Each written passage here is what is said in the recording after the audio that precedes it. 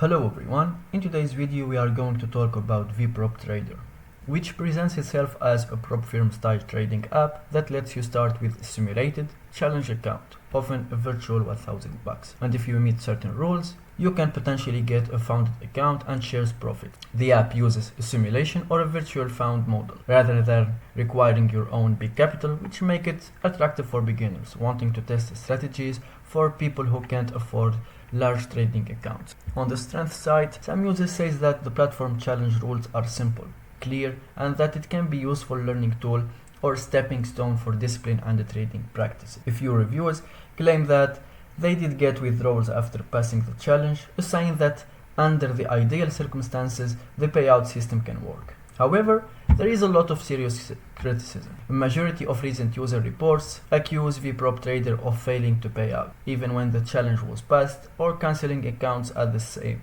moment, with vague or inconsistent reasons, alleged with rules violation, multiple accounts or device uses claim, or floating loss. Some users say that the support team is unresponsive or gives only generic replies, making it hard or impossible to resolve disputes. Others describes the free challenge as a kind of bait. You're lured in with a low or no cost, encouraged to trade and profit, then blocked from cashing out unless you pay for more privilege. In summary, VPropTrade may offer a compelling, low entry barrier environment for testing trading strategies, but the larger number of unresolved complaints about non-payment and account freezes raise big flags. So, if you choose to try it, you should treat it with careful and assume there is a realistic risk you may not receive promised payout. So make sure to be careful when testing this application. Thank you for watching. If you find this video helpful, don't forget to subscribe and like the video.